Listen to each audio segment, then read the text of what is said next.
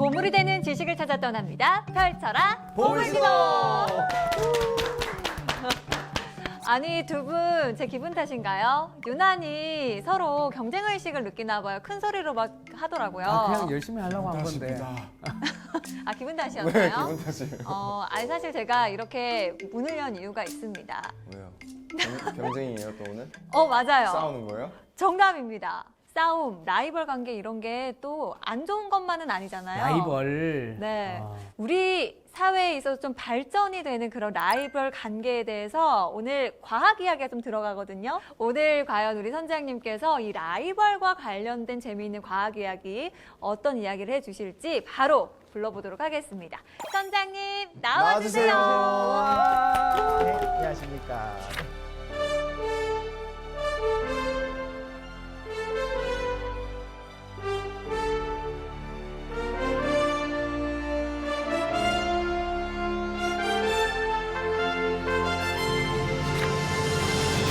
오늘 또 과학과 관련된 라이벌 이야기 해주실 건가요? 네, 맞습니다.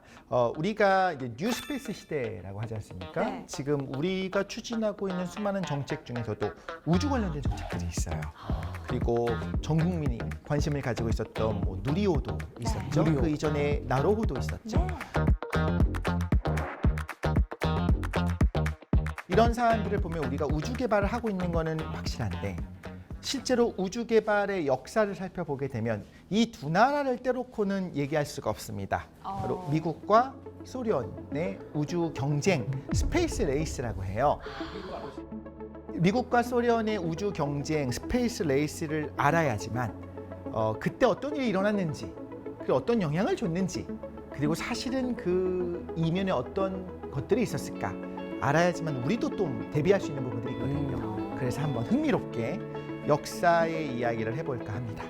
말씀 주신 것처럼 스페이스 레이스라고 하니까 굉장히 흥미진진할 것 같지 않나요? 인욱 씨? 네.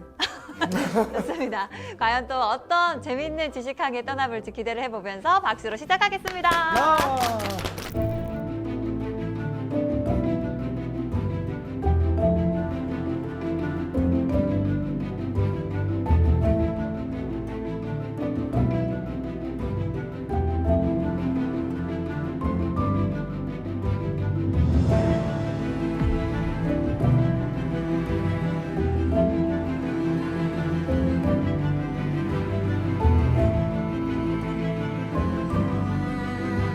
달에 가려면 꼭 필요한 게 뭐가 있을까요? 우주선. 우주선, 로켓이라고 할 수 있겠죠. 자, 그런데 우주 경쟁이라고 하는 건 어쨌든 우주로 로켓을 보내야 되잖아요. 네. 초반에는 로켓이라는 게 없던 시대에 생기기 시작한 거니까 로켓에 대한 경쟁인 거예요. 로켓을 누가 만들어내느냐. 그런데 그게 처음 개발되기 시작할 때는 비행기도 뭔가 뭐 우리가 알고 있는 그 라이트 형제가 비행기를 처음으로 만들어서 몇 초 날고 했었던 그 시대랑 살짝 비슷해요. 그때부터. 시기가요? 네. 비행기가 어느 정도 완성된 다음에 로켓 개발로 넘어갔다고도 볼 수 있겠지만 무슨 지금처럼 뭐 항공기가 날아다니는 시대에 다시 로켓 개발이 시작된 건 아닌데 처음에 시작은 생각보다 빨랐어요. 세계 최초로 액체 연료 로켓을 만든 사람이 누구냐면 고체 연료 로켓은 우리가 흔히 말하는 그런 불꽃놀이 로켓 같은 걸 말하는 거고 네. 액체 연료 로켓이 우리가 알고 있는 뭐 휘발유 쓰는 건 아니지만 그런 기름을 쓴다고 했잖아요. 그 액체인 거잖아요. 이걸 만든 사람이 누구냐면 미국의 고다드입니다. 고다드 박사가 있어요. 얼른 보기에도 어설픈데요. 뭐 그쵸. 정글짐 같아요. 그쵸. 프로토타입 같은 느낌이 있죠. 고다드는 비웃음의 대상이 됩니다. 지금은 고다드 우주센터가 있어요. 미국에서 고다드를 영웅화 시켜주고 있습니다. 지금 고다드 액체열 로켓이 의미가 있는 건 아는데 왜 그랬을까도 우리가 생각을 한번 해볼게요. 생각보다 사람들이요 못되지는 않았어요. 악한 마음을 가지고 사람을 뭐 이렇게 괴롭히고 싶어하는 게 아니라 고다드의 연구를 쓸모없다고 생각하고 필요 없는 연구를 한다고 생각했다는 거예요. 그냥 필요성을 못 느꼈다. 네, 맞습니다. 그걸 왜 도움 안 그럴까요? 된다. 어떤 기술이 중요해질지 아는 건 굉장히 어려운 건데 어떤 분들이 어렵냐면 기존의 기술의 끝판왕을 찍게 되면 그렇게 재미를 본 경우에는 더 다음 세대로 넘어가는 게 힘들어요. 아 맞아요. 마치 그 필름 카메라 잘 될 때 디지털 맞습니다. 카메라로 안 넘어가려고 했던 회사처럼. 그렇죠. 1926년에 저런 모양의 어떤 그 액체 연료 로켓의 프로토타입을 만들어냅니다. 26년이에요. 그렇고 2차 세계대전이 벌어지게 되니까 고다드가 실제로 미국 해군에 들어갑니다. 그래서 거기서 로켓을 연구하겠다라고 연구를 시작해요. 근데 당시에 뭘 사용하는 게 낫냐면 저 로켓을 사용하는 것보다 직접 그냥 폭격기가 날아가서 떨어뜨리는 게 훨씬 수백 킬로그램의 수톤의 폭격이 가능한 거예요. 저거 힘들게 보내봐야 연료가 저 80% 90%거든요. 그럼 끝에 살짝 있는 약간의 그 포기하기 얼마나 힘을 주겠어요. 그런 생각이 들잖아요. 효율성이 그래서 떨어진다. 그렇기 때문에 미국이 관심을 별로 안 두고 지원도 안 하고 심지어 여러 언론이 고다드 박사를 조금 조롱하면서 이야기하기까지 합니다. 등한시했네요.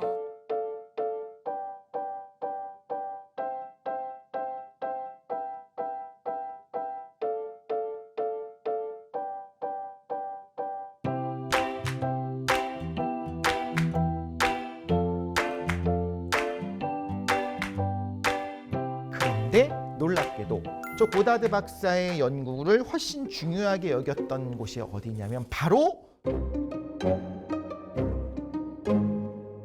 독일입니다. 왜 그랬을까요? 독일은 네. 우리가 제기를 해야 된다. 네, 그 돌파구로 삼은 거죠. 그렇죠. 고다드 박사가 저 액체 연료 로켓을 만든 건 26년입니다. 1차 대전이 끝났어요. 독일은 1차 대전에서 졌습니다. 지고 나서 어떻게 되냐면 우리가 알고 있는 그 베르사유 조약이 맺어지잖아요.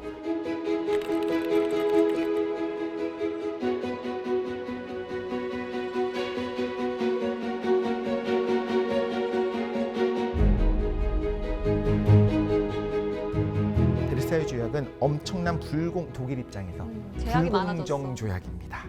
일단 천문학적인 전쟁 배상금을 내야 되고 독일의 수많은 영토들이 뺏기고 너희들이 하나가 통일이 되니까 항상 문제가 생겨. 너희들은 10만 명으로 딱 제한을 할 거고 새로운 무기 개발도 금지가 돼요. 항공기 개발을 못하게 막아버립니다. 너무 힘든 거예요. 독일 국민들 입장에서는 우리가 뭘 그렇게 잘못했다고 너무 힘들게. 이게 사실은 베르사유 조약 자체가요. 독일이 재기하지 못하게 하는 게 목표였어요. 자, 이런 상황에서 독일 사람들은 무슨 생각을 계속 하고 있냐면요. 항공기는 전력이 되면 안 된다고 했잖아요. 그럼 그렇구나. 우리가 전쟁에서 졌으니까 우리 군대 안 가질래 하지 않겠죠. 네. 억울하잖아요. 독일 입장에서는. 그런데 여기서 베르사유 조약에 뭐가 빠져 있었냐면 로켓은 빠졌었어요. 비행기는 안 된다. 비행기는 안 됩니다. 로켓은 하지 말란 말은 없었잖아. 네네네, 없었어요. 왜냐하면 신무기니까. 그럼 당연히 독일 안에서 어떤 얘기가 나올까요? 로켓 개발해야겠다. 뭔가를 해야겠다. 그래서 로켓 연구회도 만들어지고 굉장히 많은 로켓 과학자들이 이 안에서 활동을 하기 시작하는 겁니다. 나치 독일에서 로켓 개발에 실제로 성공을 합니다. 그건 이제 V2 로켓이라고 하는 그 탄도 미사일을 만드는데 베르너 폰 브라운이라고 하는 사람이 만들게 되는 겁니다. 폰 브라운에 대한 좀 여러 가지 얘기가 있을 수 있습니다만 정말 우주 덕후예요. 어렸을 덕후다. 때부터 너무너무 로켓을 만들고 싶어 했고 너무너무 달로 사람을 보내고 싶어 했고 과학 로켓을 만들고 싶었던 것도 사실인데 그 당시에 엄혹한 현실 속에서 로켓 연구를 할 수 있는 방법은 뭐밖에 없었냐면 군대 들어가서 그 군에서 주는 로켓을 만드는.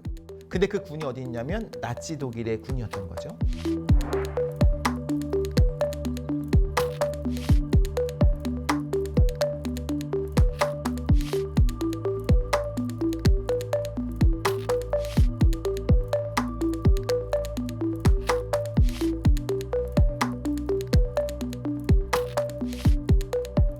자, 그런데 V2 로켓은 결국 만들어졌는데 구조예요. 이것만 봐도 로켓처럼 생겼죠. 네. 아까 고다드 박사의 액체 로켓보다 훨씬 로켓같이 생겼잖아요. 자, 로켓이라면 가져야 될 것들이 있어요. 첫 번째는 연료가 있어야 될 거고요. 네. 이거를 공기 중에서 태우는 게 아닙니다. 공기에 있는 산소를 갖고 태우는 것이 아니라 산화제가 있어야 돼요. 보통은 액체 산소를 쓰거나 아니면 과산화수소를 사용해서 산소를 어쨌든 간에 뿜어냅니다. 그러면서 내부에 산화시킬 수 있는 것까지 있어요. 그럼 그 두 개를 섞어주면 무슨 일이 벌어지냐면 폭발적으로 분사를 해요. 근데 그게 어디서 일어나냐면요. 보면요. 연소실이 있어요. 여기서 공급을 해줍니다. 연료 공급하고 산소 공급해요. 그럼 여기서 엄청나게 강하게 화염이 막 생겨요. 그 화염이 뒤로 밀잖아요. 그러니까 로켓이 앞으로 날아가는 거예요. 그렇죠. 똥꼬로 나와야 미로 그쵸? 나와요. 맞습니다. 근데 은꼬로 나오면 이제 앞으로 올라가게 되니까 작용 반작용 법칙인데 여기서 놓치면 안 되는 게 하나가 있어요. 우리가 영화를 보면요, 로켓이 날아갈 때나 어떤 우주선이 날아갈 때 뒤에 불이 슝 하고 나가면서 이렇게 움직이잖아요. 네. 그러면 안 돼요. 엄청난 속도로 연소가 일어나, 거의 폭발적으로 연소가 일어나야 되거든요. 그럼 이 생각을 해볼게요. 연소실에서 연소가 일어나는데 그래서 조용히 우리 가스레인지 불타는 것처럼 타고 있는 게 아니라 폭발적인 소음과 진동이 나면서 터지고 있는 거예요. 그럼 뭐가 중요하냐면 폭발이 뒤로만 갈까요? 앞쪽. 연소실 전체를 모든 방향으로. 밀겠죠. 네. 그러면 너무나 강하게 폭발하면요, 산소랑 이 연료를 반대로 밀어버리는 거예요. 나오다 꺼져요. 아이러니하게도.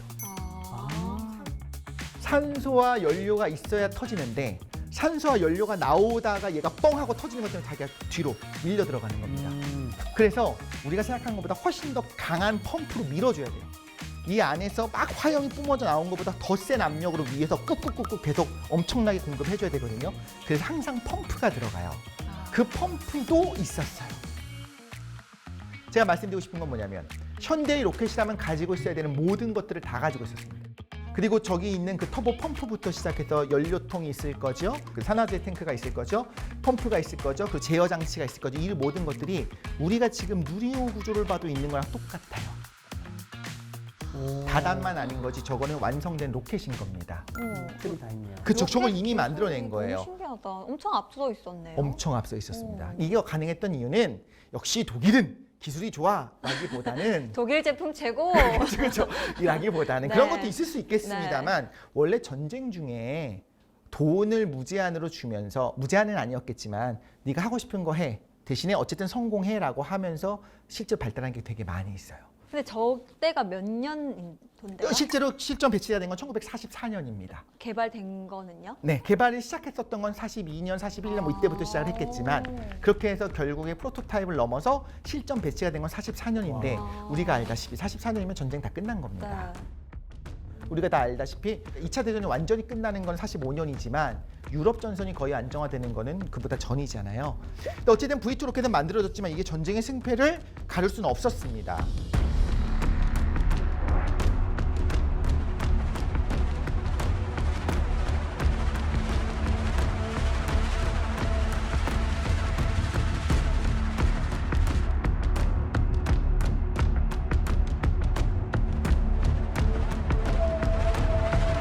중요한 건 뭐냐면 이때 V2 로켓이라는 게 있다는 걸 알았고 이걸 미국과 소련이 눈여겨봤어요.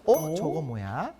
저거 갖고 와야겠네. 아 무서워. 근데 눈빛이 너무 진심 같아요. 무서워요. 정말 탐나는 눈빛. 네. 너무 판단은 무기인 거예요. 고다드 박사가 만든 거는 장난감 같은데 저거는 여기서 버튼만 누르면 저기까지 날아가네. 뭐야? 그리고 군침 돈다. 이미 핵이 있잖아요. 어. 미국은 핵이 있어요. 아, 여기 핵을 싣는다면? 핵을 아직은 아니지만 핵을 실 수 있을 수도 있을 거고 굉장히 탐나는 무기인 거예요. 그래서 저 기술을 우리가 흡수해야 된다라고 생각하고 미국은 아예 페이퍼클립 작전을 시행합니다. 페이퍼클립이 뭐냐면 다시 페이퍼클립을 찍어 놓는 거예요. 나치 독일의 인사들 중에서 이 사람 좀 중요한 것 같아.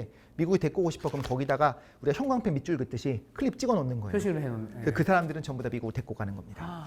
그러면 폰 브라운도 폰 브라운은 선택의 기회가 있었어요.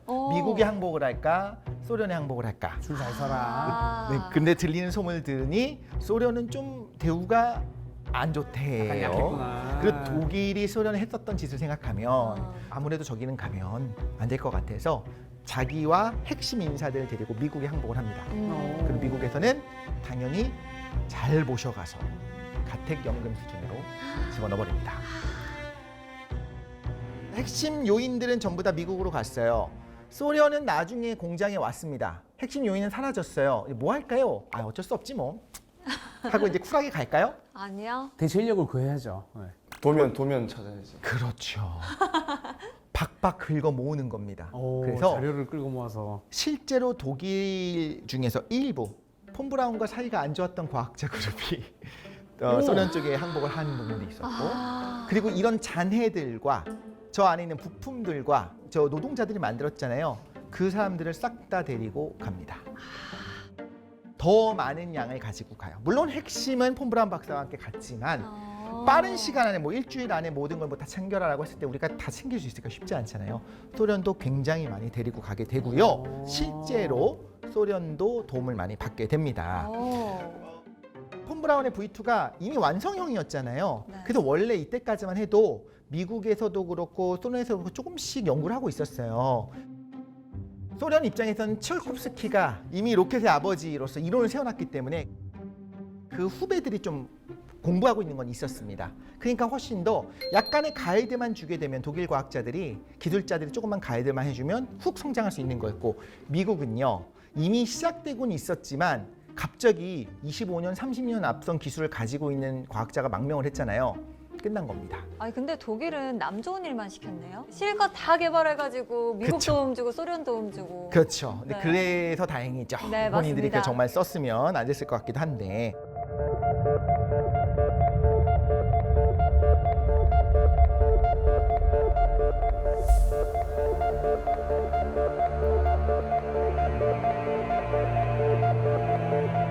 자, 미국이 폰 브라운을 데리고 갔습니다. 가택연금 수준으로 가둬놨다고 했죠. 미국의 정치인들 입장에서 어떻게 하고 싶을까요? 아, 나치 독일에 부역하던 과학자를 데리고 왔으니 이 사람이 위대한 미국의 로켓을 발사하게 해야지라고 생각할까요? 아니요. 절대 아니죠. 네. 미국 입장에서 뭘 하고 싶냐면 위대하고 똑똑한 우리 과학자가 직접 로켓을 만들어야죠. 그렇잖아요. 그래서 뭘 시키냐면 돌아다니면서 연구소를 차리고 폰 브라운 박사 돌아다니면서 교육을 시키게 합니다. 양성을 시키고 싶어요. 그럼요. 후학 양성을 시켜야겠죠. 자, 이런 상황에서 천천히 이제 인재를 육성하고 있는 상황인데 또 가슴 아픈 6.25 한국 전쟁이 나는 겁니다. 그럼 안 되겠다. 이렇게 천천히 개발할 때가 아니네. 그래서 폰 브라운 박사가 육군에 들어가서 사실상 V2 로켓을 개량한 레드스톤 로켓이라고 하는 군용 로켓을 만들었어요. 거기까지 만들었어요. 자기 만든 거니까요. 자, 그런데 이거는 탄도미사일 군용 로켓이잖아요. 군용 로켓으로 우주 개발을 위한 로켓이다라고 하기가 조금 민망하잖아요. 요건 요거고 우리 투트랙으로 가자. 미국 입장에서 어떻게 했냐면 평화로운 우주 개발을 위해서 과학 로켓을 우리가 만들 거다라고 이제 여유롭게 만들겠다고 선언을 합니다.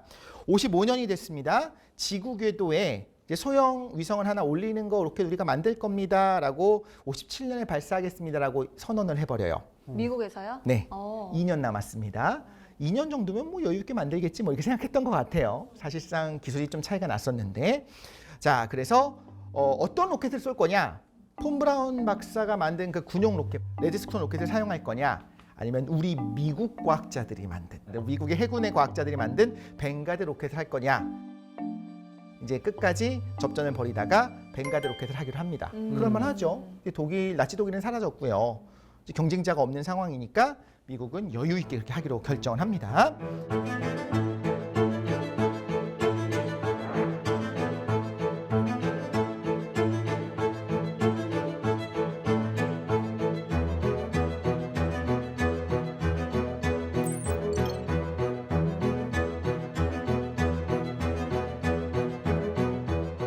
자, 이제 57년이 돼서 벵가드 로켓을 쏴야겠죠. 네. 반전이 좀 있습니다. 벵가드 위성 로켓을 쏘기로 했어요. 몇 달 전에 비밀리에 소련이 착착착착 준비를 하고 있었던 겁니다. 갑자기 어느 날 기사가 팍 나는 겁니다. 그 소련이 만들었던 그 로켓이 R7 로켓이 사실 탄도미사일이에요. 여기다가 위성 하나를 실었는데 그 유명한 스푸트니크 위성을 놓고 쏜 겁니다. 스푸트니크.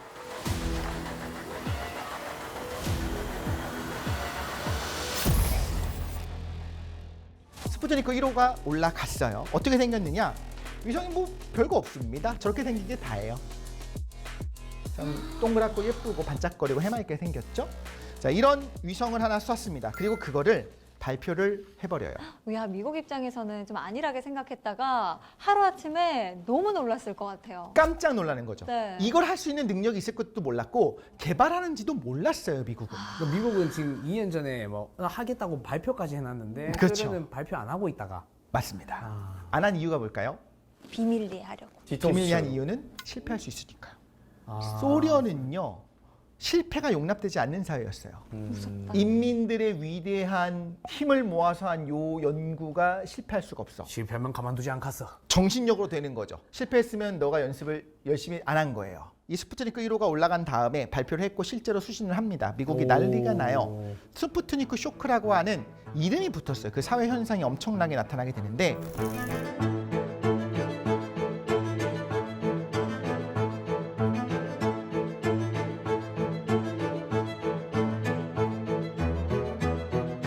소련 입장에서는 그러면 진짜 어떻게 이런 일이 벌어질 수 있느냐, 갑자기 어떻게 비밀리 연구를 할 수 있었느냐. 소련이 여유 있게 한 걸까? 아니에요. 소련이요, 비밀리에 국가적인 사활을 걸고 지금까지 로켓 연구를 했던 겁니다. 그게 왜 그랬는지 우리가 이해해야지만 이 국제 관계를 이해할 수가 있는데요. 소련 입장에서는 이제 적국이 누구냐면 미국입니다. 미국은 핵무기가 있어요. 소련도 핵무기를 만들었어요. 그런데 미국을 공격할 수단이 없어요. 이미 제공권은 미국이 다 가지고 있는 상황입니다. 지도를 하나 볼게요. 빨간 데가 그 공산 진영이고요. 파란색으로 있는 데가 흔히 말하면 자유주의 진영이라고 해야겠죠. 자, 이 지도 상황을 생각을 해보자면 소련 입장에서는 폭격기에다가 핵을 싣고 가는 건 불가능해요.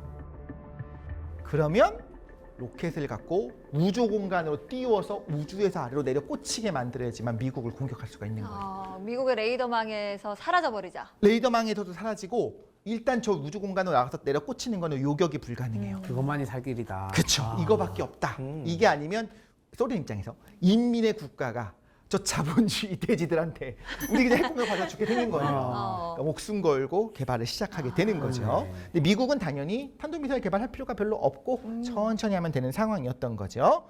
자, 어쨌든 이런 상황입니다. 그래서 아예 로켓 개발 자체도 일찍 시작을 했고요. 그러다가 아까 말씀드린 것처럼 패전한 독일의 로켓 기술자들의 일부가 왔다고 했잖아요. 이분들의 코치를 받으면서 금방 흡수를 합니다. 그리고 비밀리에 썼던 미국과 다르게 굉장히 빠르게 개발을 했습니다. 자, 그런데 어쨌든 간에 소련 입장에서는 독일이 정말 미워요. 그래서 독일 기술자들한테 정보를 빨리 뽑아먹고 싶은 거예요. 그리고 빨리 좀 소련의 위대한 인민의 힘으로 만들고 싶었겠죠. 그렇게 만들고 싶었던 겁니다. 근데 R7이라고 하는 로켓이 다시 한번 말씀드립니다만 이거는 핵을 투발하기 위한 그러니까 스펙 자체가 어떻게 되냐면 그 당시 핵이 얼마나 컸을까, 얼마나 무거웠을까요? 무거웠어. 리틀보이 팬맨 이름 들어보셨잖아요. 네. 리틀보이는 리틀보이라고 하지만 그렇게 리틀하지 않아요. 이꼬이죠. 팬맨은 왜 이름이 팬맨이라고 될 정도로 무거워요. 그래서 그걸 넣기 위해서 변기창을 굉장히 개조를 해야 될 정도로 엄청나게 무거운 폭탄이 들어가 있는 상황인 거예요. 그럼 소련도 그런 식으로 만들었거든요. 이거를 실어 나르기 위해서는 로켓이 강력해야 되잖아요. 그래서 R7 로켓은요, 처음부터 강력한 로켓이었어요.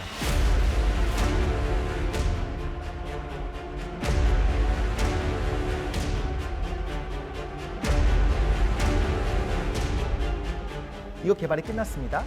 그래서 이 R7 로켓은 탄도미사일이니까 미국까지 갈 수 있게 됐어요. 네.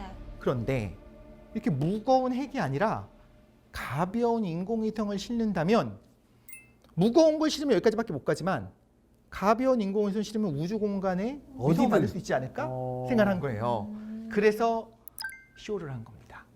미군들 입장에서 우리 깜짝 쇼 한번 해줍시다 라고 콜로프가 얘기를 하고 그래 그럼 한번 해보자 라고 해서 하지만 실패할 수도 있으니까 말 안 하고 있다가 성공한 다음에 딱 성공했다 발표를 한 거예요. 미국은 난리가 납니다. 이 이벤트를 보고서 당황을 한 거예요. 어떤 상황이 됐냐면 갑자기 상대도 안 된다고 생각했고 우리는 안전하다고 믿었었는데 핵을 투발할 수 있는 인공위성을 만들어 쏘았다고 생각하기 시작하는 거죠. 그러면서 자국의 방공망을 뚫고 우주에서 떨어지는 거 어떻게 막습니까? 맞아. 이건 지금도 어렵거든요. 지금도 탄도미사일은 올라가는 단계에서 막기가 쉽고요. 떨어지는 종말 단계에서 막는 게 또 쉽지가 않아요. 그런 상황에서 핵을 위협을 받게 되는 상황인데 한 달이 지납니다. 러시아에서 11월이에요. 딱 한 달 지났어요. 이제 그 유명한 떠돌이개 라이카를 실은 스푸트니크 2호를 발사를 하게 되는 거죠. 강아지를 싣고 갔어요. 최초의 이건 우주 R7 생명체. 로켓이고요. 네, 강아지를 싣고 갑니다. 최초의 우주견이라고 해야 될 것 같아요. 너무 슬퍼요. 그쵸. 왜 슬프다고 하시냐면 저 라이카라고 하는 개를 떠돌이개였는데 잘 훈련을 해서 어떤 개들을 추렸냐면 좀 사람 말도 잘 듣고 인내심이 있는 개들을 추렸어요. 이런 거는 그냥 보여주는 거라기보단 뭘 하고 싶었냐면 우주 공간에 갔다 와도 생명체가 살 수 있는지를 보고 싶었던 거예요. 지금은 당연히 뭐 중력이 없을 뿐이 산다라고 생각하잖아요. 해보기 전에 모르는 거예요. 그래서 한번 뛰어본 거죠. 그러면서 어떻게 했냐면 우주 공간에 가서 어느 정도 평화롭게 있다가 며칠 정도 지난 다음에 안락사 장치가 작동을 해서 안락사가 된 걸로 이제 발표를 합니다. 아니었잖아요. 근데 90년대 이제 그 비밀이 해금이 되면서 사실은 발사하는 그 진동과 발사 단계에서의 그 온도와 소음과 이런 극심한 스트레스로 금방 사망을 했다고 죽은 거로 아이고. 지금 밝혀져 있습니다. 아이고, 표정이 너무 해맑네요. 그러니까요. 어떻게 보면 안쓰러운 게 진짜 인내심 있는 개였기 때문에 가슴 아픈 이런 게 있죠.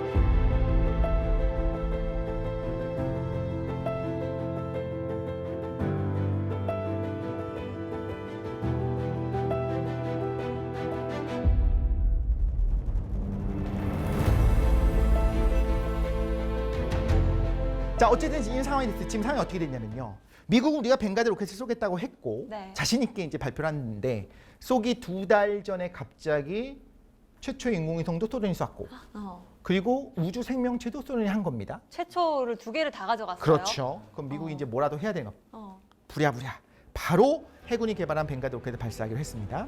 자, 한 달 지났습니다. 12월이 됐어요. 57년에 쏘겠다고 했으니까 57년 12월까지는 쳐줘야겠죠? 이때 발사 당일이 됐습니다. 전 세계 생중계 해야겠죠. 우리도 쏩니다. 벵가드 로켓은 발사대를 떠나지도 못하고 바로 폭발합니다.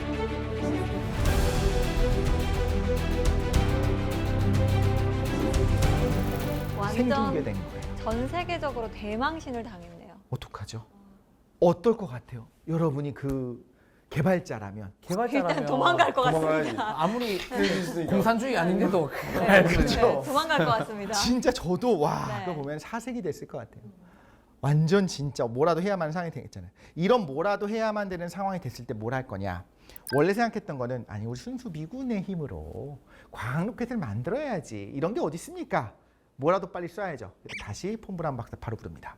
어우. 그 완성됐었던 레드스톤 로켓 개조해서 바로 우리 뭐라도 쏘자. 진작 이거 하지. 그래서 바로 1년 후에 바로 다음이죠. 이듬해 58년 1월 31일이니까 실패한 지 2달도 안 됐을 때예요. 부랴부랴 그 폼 브라운이 만든 로켓에다가 인공위성 익스플로러 1호를 싣고서 발사에 성공을 실제로 합니다.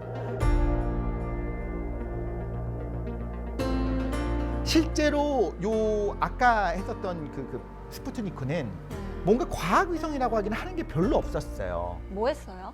그냥 뭐 신호 보내는 비컨이랑 그 외에 뭐 이것저것 테스트하는 걸 달았지만 딱히 뭐가 없었는데 그러니까 기능성보다는 그냥 띄우는 것 자체의 의의를 그냥. 두는 그럼요. 거네요. 일단 성공해야 되고 거기다가 우리도 누리호 개발할 때 1호, 2호 쏠 때는 더미 위성 실었잖아요. 그쵸? 위성 모사체를 실었어요. 왜냐하면 실패할 가능성이 높으니까 맞아. 검증만 하는 거예요. 근데 미국 입장에서는 나름 그 익스플로러 1호에다가는 나름 과학 위성이기 때문에 벤 앨런드도 발견하고 좀 그런 걸 넣습니다만 오. 그건 미국 입장에서 제가 실드를 쳐주는 거고 그게 뭐 중요합니까 지금? 솔직히 그게 중요한 건 일단 아닌 보낼 거예요. 수가 있어야지. 그렇죠. 이게 있어요. 익스플로러 1호가 무게가 15kg이었어요. 15kg. 네. 그럼 이만한 그냥 쇳덩어리 던진 거 아니에요, 그냥? 그죠. 15kg이면 진짜 가볍잖아요. 네. 그 안에 뭔가 유의미한 뭘 넣을 수는 없었어요. 그런데 바로 조금 며칠 뒤에 소련이 1,300kg입니다. 오. 미국은 15kg 쐈는데 15kg짜리 핵은 없어요. 1,300kg짜리 있을 수 있어요. 자, 이런 상황이 된 겁니다. 90배의 페이로드를 달성한 겁니다. 미국 어떨 것 같아요 지금? 정말 모양 빠지게 됐어요. 큰일 났습니다. 망했습니다. 네. 이제 큰일 났습니다. 15kg 쌌는데. 생각해 볼게요. 우리가 유권자입니다. 내 세금으로 이제 정부가 구성되어 있는 상황이에요. 미국인들의 공포, 야 지금 우리 그 뭐 하길래 정치인들 뭐 하길래 지금 이 지경을 만들었냐라는 얘기를 할까 안 할까 하죠. 핵 떨어지게 생겼잖아요 지금.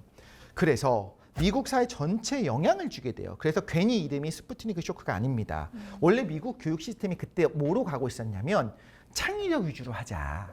아이들이 원하는 걸 하게 해주자. 이렇게 해서 원하는 거, 흥미로워하는 거를 개발해주는 그런 열린 교육으로 가고 있었거든요. 그런데 이런 얘기가 나옵니다. 그러니까 우리가 과학이 뒤떨어진 거다. 수학, 과학 가르쳐야지. 너무 결과론적인 말이네요. 그렇긴 네. 합니다만 이때 미국의 교육이 또 제도가 한번 확 바뀌어요. 주입식 일단 외울 거 외워. 쇼크 맞네요, 쇼크. 쇼크 맞죠. 네. 하고 싶은 거 하니까 지금 이사달이 난 거다. 지금 빨리 수학 무조건 가르쳐라. 교육계의 방향도 바꾸고. 완벽하게 바뀌게 됩니다. 와. 그리고 그 해에 이렇게 흩어져 있었던 연구기관을 하나로 통합해서 나사가 그래서 만들어집니다. 그때 나사가 나온 네. 거군요. 이거 없으면 안 된다. 중앙으로 집중하지 않으면 도저히 소련이 이길 수 없다 하면서 연구기관을 하나로 통합을 했고요.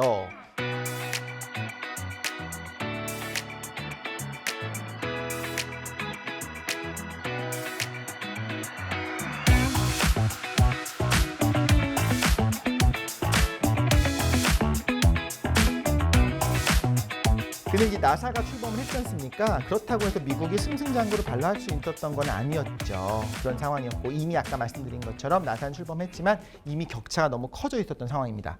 61년이 됐습니다. 4월 12일 너무 유명한 최초의 우주인 유리 가가린이 유리 가가린. 우주 공간에서 이제 궤도 비행에 성공을 하게 이야. 됩니다. 최초의 우주인조차도 사람이 간 것조차도 소련이 해버렸어. 소련이 했다. 이게 굉장히 컸던 거예요. 최초의 인공위성도 최초로 사람이 나간 것도 소련이. 그리고 미국은 생중계로 폭발했고 아, 지금 유리 가가린이 갔었던 건 뭐냐면요. 지구를 인공위성처럼 돌았어요. 이건 궤도 운동을 했다는 건데 이게 중요합니다. 왜 그런지 말씀을 드릴게요. 4월 12일에 했어요. 미국 입장에서는 더 이상 뒤떨어진 거 보이면 안 되거든요. 바로 5월 달에 앨런 셰퍼드를 미국 우주로 보내는데 어떻게 되냐면 탄도 비행입니다. 그냥 올라갔다 내려오는 거예요. 한 바퀴 도는 거랑 달라요. 올라왔다 그냥 내려온 탄도 비행을 하는 겁니다. 좀 그렇죠. 이제 미국의 언론은 야 이것이 진정한 애스트로너시아라고 이야기를 하지만 이건 약한데. 사실 약한 부분들이 좀 아주 있습니다. 진짜 궤도 비행을 한 거는 1년 후입니다. 1962년이 돼서 존 글렌이 처음으로 그걸 하게 됩니다. 자, 지금 상황을 볼게요. 미국이 소련을 앞선 게 뭐가 있냐? 없어요. 없어요. 인공위성, 첫 생명체, 첫 우주인 전부 다. 우주로 올릴 수 있는 중량도 소련이 훨씬 더 크죠. 이것뿐만 아니라 지금 다른 탐사들을 계속 같이 하고 있어요. 예를 들자면 최초의 태양 궤도 인공위성 있죠? 네. 지구를 도는 거 말고 태양을 돌게 하는 거. 그것도 소련이 쏩니다. 오. 근데 루나 1호예요. 이건 흥미로운 게 있으니까 말씀드릴게요. 루나 1호. 루나 하면 달. 왜 루나 이러지? 달 궤도를 만들려고 했는데 실수로 지나쳤어요. 그래서 그냥 태양 궤도를 돌아버렸습니다. 아, 그래요? 하지만 어쨌든 귀엽다. 성공했죠. 꿀. 그래서 태양 인공위성의 최초도 소련이고요. 최초로 달에 도달한 것, 착륙은 아니고 부딪혀서 사라졌지만 도달한 것도 루나 2호였고요. 부딪혀서 소련이었고요. 사라졌단 말은 그냥 바로 폭발했다는 말인가요? 그렇죠, 그렇죠. 네. 그런데 그것도 도달했다는 것도 의미가 있는 거예요. 자, 요게 뭐냐면 달의 뒷면 사진입니다. 달은 우리가 뒷면을 못 봐요. 네. 앞면만. 앞면밖에 안 보죠. 동주기 자전 때문에 그런 건데 항상 내 얼굴을 보면서 돌고 있는 겁니다. 네. 살 뒤에 뭐가 있을지 궁금하잖아요. 토끼가 살죠. 토끼는 앞면에 살 것 같긴 하죠. 뒷면에 살 수도 있겠네요. 나치의 비밀 기지가 있다느니 외계인의 기지가 있다느니 뭐 이런 여러 얘기가 있습니다만 저 달 뒷면을 촬영해서 보낸 것도 루나 3호 소련입니다. 오. 도대체 미국 뭐 하고 있는지 모르겠죠. 우주 궤도를 돌던 우주견이 최초로 다시 무사 귀환을 한 것도 소련이 최초예요. 오. 살아서 돌아왔어요? 네, 그것까지도 다 소련이 했습니다. 최초 타이틀이 소련이 훨씬 많거든요.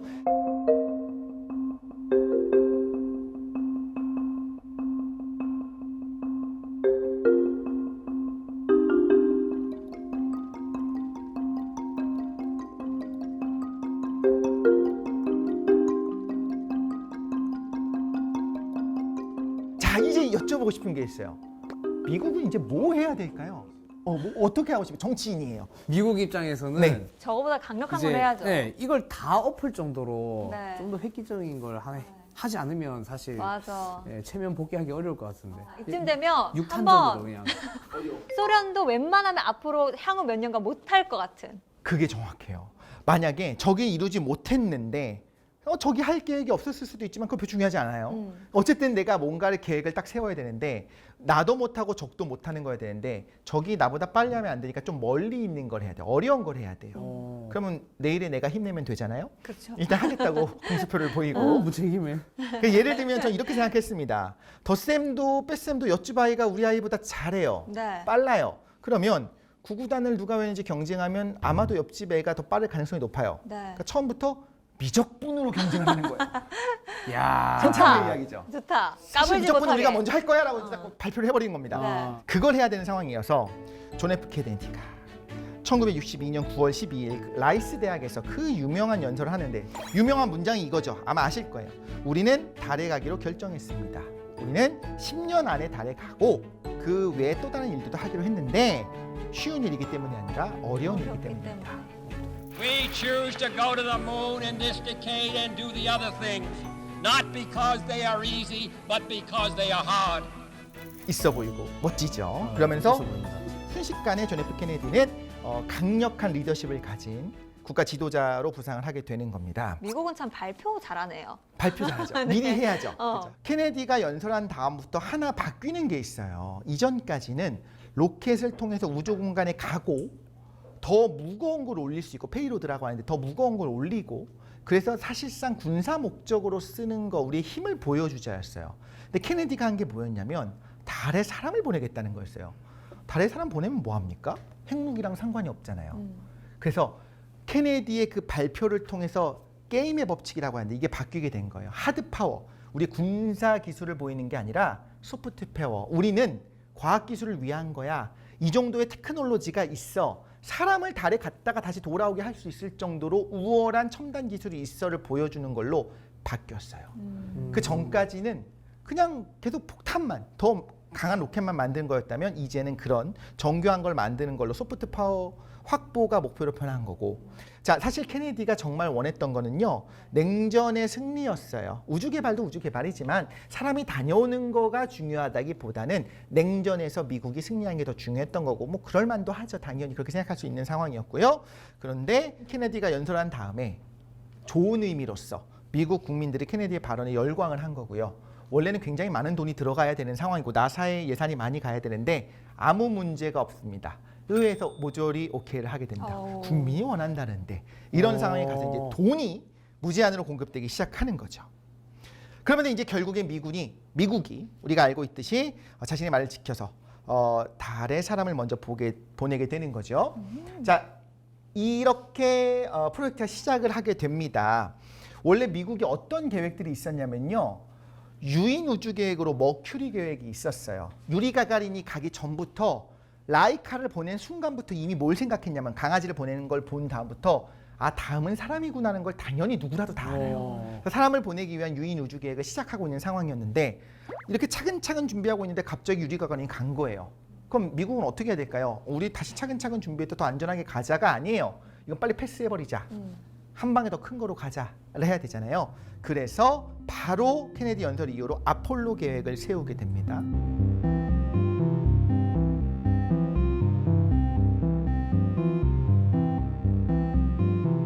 아폴로 계획을 세우기 위해서 이제 여러 가지 다른 재미니 계획을 통해서 과연 아폴로 계획을 실현할 수 있는지를 하나씩 세우기 시작해요. 한 방에 달로 가서 사람이 착륙하고 돌아온다는 쉽지 않잖아요. 네. 어떤 과정이 있을까 생각해보면 되게 합리적인 방식으로 세우게 돼요. 자, 말씀드려볼게요. 일단 달로 사람을 보내야 되니까 거대하고 강력한 로켓을 만들어야겠죠. 그러니까 로켓 만드는 거 하나. 로켓도 로켓이지만 사람을 생존하게 하고 조종하게 하고 이런 또 다른 기술들이 필요하잖아요. 예를 들면 과연 장기적으로 일주일, 2주일 동안 사람이 우주 공간에 있어도 괜찮나? 굉장히 면역력이 떨어지거나 암에 걸리거나 이럴 수도 있잖아요. 이거 한번 테스트 한번 해봐야겠죠. 우주선 바깥으로도 나갔다 들어와야 돼요. 우주선 안에만 있으면 안 돼요. 착륙했다 올라와야 되니까 우주 유영도 한번 해봐야겠죠. 우주선 두 개가 랑데부라고 해요. 이렇게 근처에 조우하는 것까지 이게 두 개 같이 가면서 조우하는 기술이 필요해요. 이 랑데부 기술도 한번 해봐야겠죠. 그 다음에 실제로 랑데부 상황에서 붙어서 도킹하는 것까지도 해봐야 돼요. 도킹까지. 이런 거 과정이 하나하나를. 많다. 그죠, 갈 길이 많죠. 네. 이런 것들을 확인하는 기술들을 재미니 계획에서 다 하나씩 하게 되고요. 자, 일단 세턴 V 로켓을 만들었습니다. 누가 만들었냐면 폰 브라운이 만든 세턴 V는 이제 있어요. 강력한 로켓을 만들었어요. 그 다음에 이제 아폴로 계획을 통해서 달로 가는 과정을 하나씩 확인을 하는데 예를 들면 이렇게 갑니다. 세턴 V 로켓에 사람을 직접 태웁니다. 세턴 V 한번 보여드릴게요. 아, 멋지게 생겼죠. 이야, 진짜 거대한 물로켓 같아. 진짜 큽니다. 세턴이 실제로 저 로켓을 쏘기 시작했었던 거는 아폴로 계획 1호부터 처음부터 시작했던 건 아니고 중간부터 시작하게 되거든요. 최초로 쏘기 전의 모습이에요. 그냥 보면 뭔가 거대하고 크거든요. 네. 그런데 이런 로켓을 통해서 뭘 해야 되느냐? 세턴 V에 사람이 탑승해서 일대 실제로 유인 발사도 한번 해봐야겠죠. 왜냐면 새로운 로켓이니까. 이게 아폴로 7호에서 이걸 하고요. 자, 8호는 뭘 하냐면 달로 갑니다. 네. 착륙은 안 하고 달 궤도를 돌고 다시 지구로 오는 것도 한번 해보는 거예요.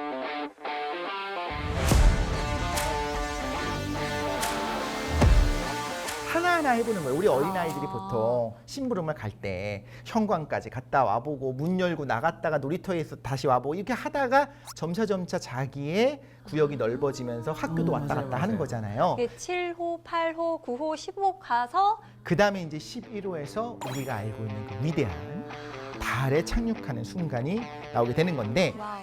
69년 7월 16일입니다.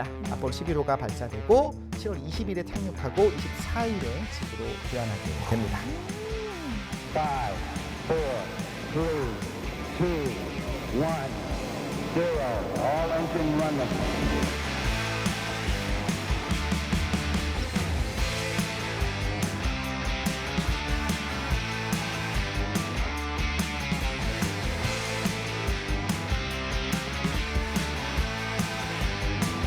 자, 아폴로 11호의 사령관이 닐 암스트롱이죠. 유명하죠. 그리고 최초 달에 발을 내디딘 분이 되는 건데, 자, 이 장면이 뭐냐면요. 사령선에서 한 명만 남고 두 명이 저 착륙선에 타고 내려가는 겁니다. 그 장면을 이제 쓸쓸하게 찍은 겁니다. 누가 찍었느냐? 달로 내려가지 못하고 달 궤도에 돌고 있었던 마이클 콜린스가 사령선 조종사예요. 이 조종사가 직접 찍은 겁니다. 저 안에는 지금 버즈 올드린과 닐 암스트롱이 같이 있는 거죠. 암스트롱은 사령관이고요. 버즈 올드린은 달 착륙선의 조종사예요. 지금 같이 내려가고 있는 상황이 된 겁니다. 같이 못 내려가서 되게 아쉬웠을 것 같아요. 그럴 수 있을 것 네. 같아요. 그리고 우리가 잘 모르는 하나의 영웅인 거예요. 자, 닐 암스트롱은 달에 내려갑니다. 이야. 자, 달에 내려가는 장면과 작업하고 있는 장면. 근데 이제 흥미로운 건 저 왼쪽에 달에 내려가고 있는 건 누굴까요? 닐 암스트롱이 아니겠지요. 저걸 찍은 사람이 있잖아요. 아, 그래서 그렇네요. 저거는 닐 암스트롱이 직접 그 버즈 올드린을 찍은 겁니다. 올드린이 내려가고 있는 상황인 거고 암스트롱은 이미 내려와서 사진을 찍고 있는 거고 오른쪽 사진은 뭐냐면 그 버즈 올드린이 닐 암스트롱이 저기서 일하고 있는 거. 서로 찍어준 거네요. 그렇죠. 서로 찍어준 야, 이제 나 겁니다. 찍어줘. 빨리 달에서. 그치. 막 사실 이러고 나서 잘 찍었나? 이러고 있을 수 있을 것 같아요. 그때는 셀카 찍을 생각은 못했네. 네. 그러네요. 거기까지 네. 생각 못했네요. 둘이 같이 찍었어요. 셀카 보고. 셀카 보고. 우리가 알고 있듯이 닐 암스트롱은 달에 첫 발을 내디기 전에 유명한 말을 하죠. 한 사람에게는 작은 발걸음이지만 인류에게는 위대한 도약이다. 이렇게 이야기를 하고 달에 성조기도 세우고 산책도 하고 다시 달 착륙선에 돌아와서 잠깐 쉰 다음에 다시 날아서 사령선이랑 만나서 지구로 돌아오게 됩니다.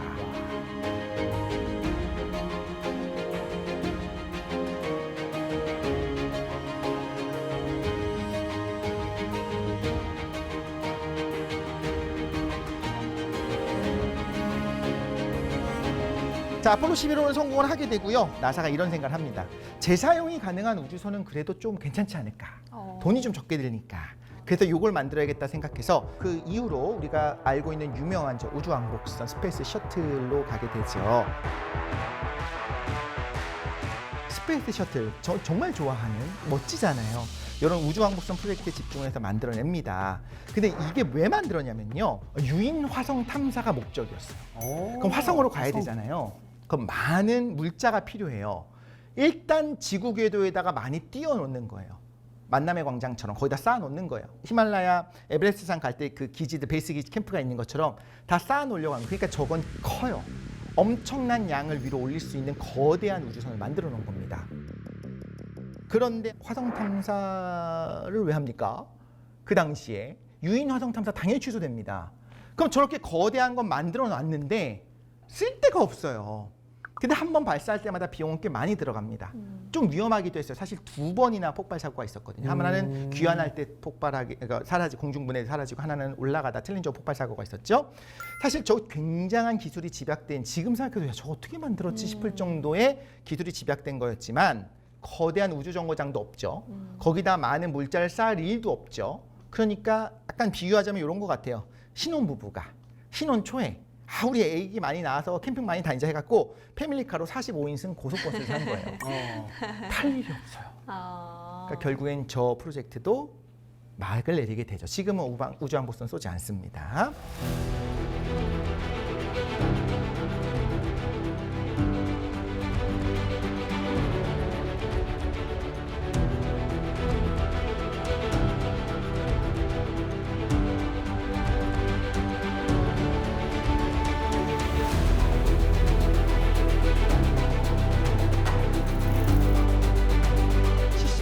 어떤 일이 있었냐면 미국의 아폴로 미션, 소련의 소유즈 우주선 이 두 개가 도킹을 하고요. 두 미국과 소련의 그 사령관이 서로 악수하는 장면이 있습니다.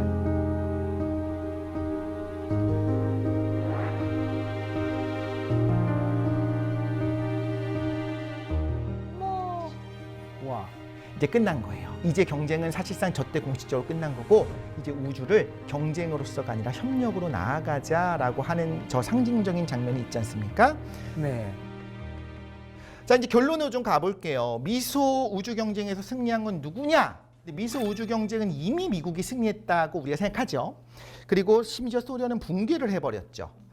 하지만 저 때 엄청난 첨단 기술이 들어간 건 맞지만 그 세턴 5 어떻게 됐지? 없어졌어요. F1 그 엔진, 엄청난 엔진이 있습니다. 그 엔진을 복원을 힘들게 했어요. 그 설계도가 없었거든요. 그러니까 저 때도 미국도 절박하니까 하나하나 사람이 망드는데 하나하나 그거를 아카이브화 시켜놓지 않은 거예요. 우주왕복선 프로젝트 취소됐죠. 근데 저 당시 만들었던 소련의 로켓은 아직도 쓴다고요. 이렇게 생각을 해봤을 때 소련이 더 잘했다 못했다 이걸 말하는 것이 아니라 우리가 생각하는 것처럼 미국이 압도적인 기술로 성공하고 소련은 완벽하게 패배했다라고 볼 수 있을 것인가 잘 모르겠어요. 그 부분은. 그리고 처음부터 이 우주 경쟁 자체가 평화의 목적은 아니었던 부분도 분명히 있는 겁니다. 하지만 지금 이제 뉴 스페이스 시대가 됐지 않습니까? 그 뉴가 들어간 거의 핵심 중에 하나는 좀 민간으로 넘어갔다라는 개념도 있는 것 같아요. 우리가 모두가 알고 있는 것처럼 일론 머스크의 네. 스페이스X가 워낙 잘 나가고 있죠. 그 유명한 나사가 네. 오히려 스페이스X의 어떤 고객이 됐지 않습니까?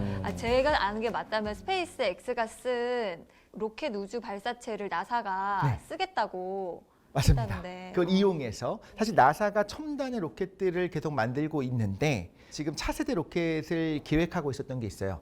근데 그거 이상의 멋지고 신뢰성이 높은 로켓을 이미 민간 업체가 만들어버린 거예요. 그런 부분에 있어서 예전 나사가 아니구나, 나사가 빠졌나 여러 가지 생각을 할 수 있겠습니다만 분명히 다른 부분이 있어요. 민간이 로켓을 쏜다라고 하는 개념들, 민간의 우주 여행을 한다, 우주 개발을 한다는 거는 공상이었거든요. 그런데 일론 머스크를 중심으로 한 그 스페이스X가 그것을 성공하기 시작하면서 이제는 경제를 여기서 찾는구나. 정말로 여기서 경제성을 찾고 정말 우주 개발을 통해서 인류를 위한 거를 하려는 시도들이 시작됐어요.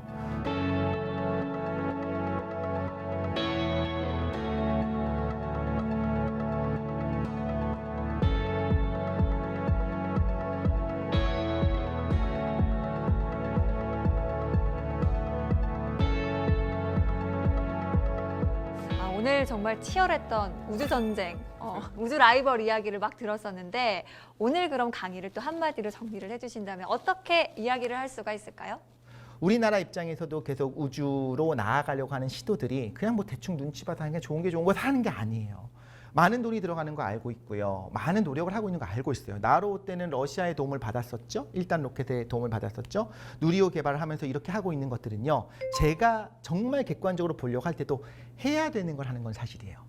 정말 열심히 노력하고 있는 그 과학자들이 있단 말이에요. 이분들이 우리는 항상 잘해요. 정말 열심히 노력하기 때문에 적은 예산으로도 항상 성공해 왔어요. 이걸 좀 당연하게 여기는 게 없잖아 있거든요.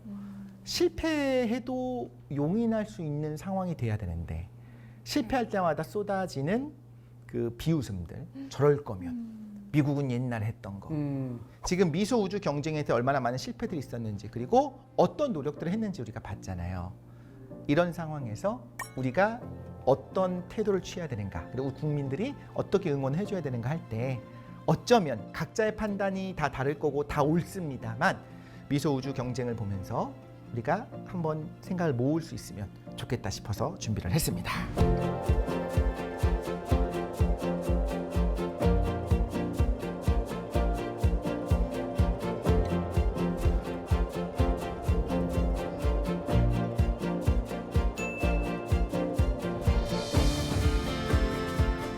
진짜 오늘 선장님 말씀을 들어보니까 이런 연구 개발에 애쓰시는 분들의 그 실패에 대해서도 좀 박수를 쳐줄 수 있는 그런 사회적인 분위기가 조성이 돼야겠다. 우리나라의 과학 발전을 위해서라도 맞습니다. 이런 생각이 들었습니다. 오늘 두 분은 어떻게 들으셨는지도 궁금해요. 뭐 몇 번 정도 이제 우주에 대한 얘기를 해서 그런지 그래도 조금 아는 얘기도 나오고 해서 요 정도 과학 얘기면은 들을만하다. 이 큰 칭찬 정도면 받으셨습니다. 이 몇 번 정도면 한 지금 한 3번 정도 한 것 같거든요. 우주 네, 얘기를. 네. 근데 겹치는 것들이 조금씩 있다 보니까 안 들은 것 같은데 그래도 생각이 나네요. 그럼요. 요 정도면은 뭐 할만하다. 그래서 지금 보물지도계 3년이면 풍어를 계란다. 네, 지금 보물지도 패널 1년이면 네, 풍어를 읊을 수 있다. 아무리 헛소리 많이 하지만 계란이요. 네, 풍어를 읊을 수 있다. 아. 네. 네, 저는 사실 미국과 소련이 이제 경쟁했는데 사실 서로 이념도 다르고 적국이고 서로 싫어하는 그 감정이 있지만 그 이기기 위해서 자신이 자꾸 발전해가는 과정들이잖아요. 그러니까 보면서 이런 좋은 라이벌도 필요하지 않을까. 네, 항상 적개심보다는 이런 과정도 나한테 도움이 된다. 그래서 여러분들 경쟁을 아주 건강하게 하셨으면 하는 바람입니다. 네. 갑자기 되게 건강하게. 네. 네, 소련과 미국, 미국과 소련 흥미로운 이 우주 대결 이야기 살펴봤는데요. 우주 시대로 나아가야 하는 지금 좀 재미있게 또 알아볼 수 있는 재미있는 과학 역사 이야기 아니었나 생각이 듭니다. 오늘 지식항해는 여기서 마무리하지만 저희 또 다음 주에 열심히 달려봐야죠. 준비됐습니까? 네. 좋습니다. 외치면서 마무리할게요. 다음 주에도 찾아라. 보물지도!